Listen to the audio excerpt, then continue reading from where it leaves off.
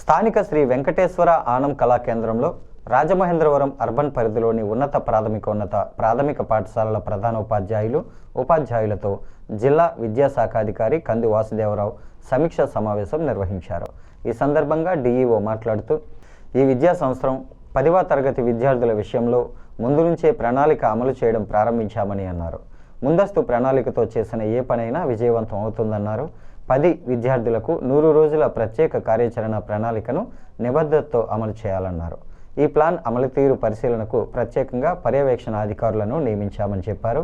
ప్రధానోపాధ్యాయులందరూ ఇచ్చిన ప్రణాళిక ఖచ్చితంగా అమలు అయ్యేలా చూడాలన్నారు. Urban range DI B Dilip Kumar మాట్లాడుతూ 10 విద్యార్థుల విషయంలో ఉపాధ్యాయులందరూ కృషి చేసి ఉత్తమ ఫలితాలు సాధించాలన్నారు. Urban SEO 2 Rama Rajani 8 cluster complex హెచ్ఎంలు అర్బన్లోని ఉన్నత పాఠశాలల ప్రాథమిక ఉన్నత హెచ్ఎంలు పాల్గొన్నారు.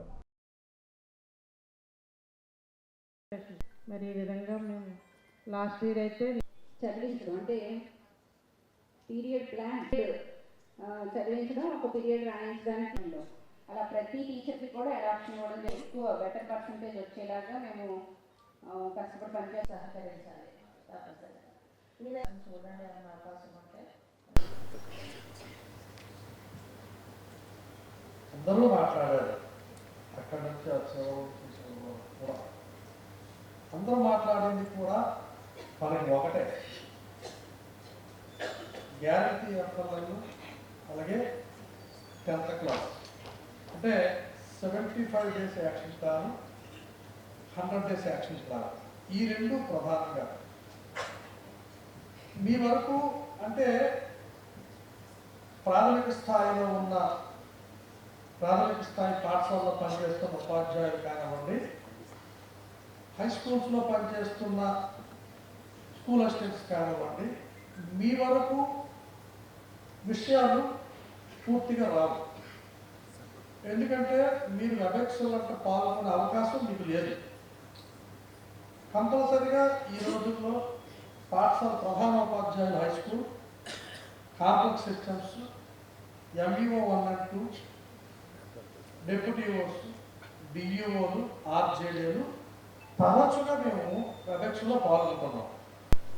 100 రోజుల కార్యాచరణ ప్రణాళిక గురించి, అదేవిధంగా ప్రైమరీ స్థాయిలో గ్యారంటీ ఎఫ్ఎల్ఎన్ 75 రోజుల కార్యాచరణ ప్రణాళిక నిమిత్తం మనం ఈ సమావేశాన్ని ఈరోజు ఏర్పాటు చేసుకోవడం జరిగింది.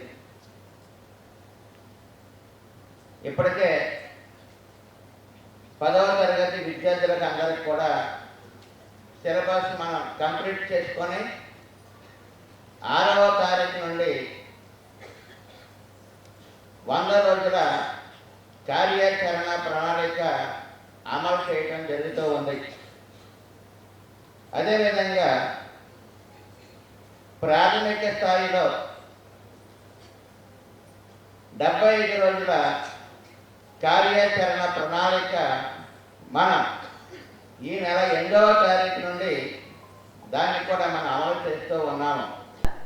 సార్ అదే గట్టిగా చెప్పారు. ముఖ్యంగా ప్రతిరోజు కూడా స్లిప్ టెస్ట్ నిర్వహించడం, మళ్ళీ మర్నాడు స్లిప్ టెస్ట్ నిర్వహించే టైంలోపు ఆ మార్క్స్ అన్నీ ఆన్లైన్ చేయాలి వెంటనే.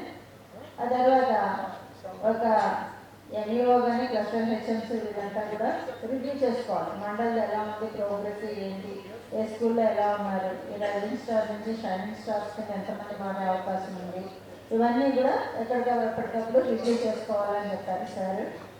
అలాగే మీరు ఆల్రెడీ కూడా మీ స్కూల్లో మీ ఉపాధ్యాయులందరినీ కూర్చోబెట్టుకొని ప్రతిరోజు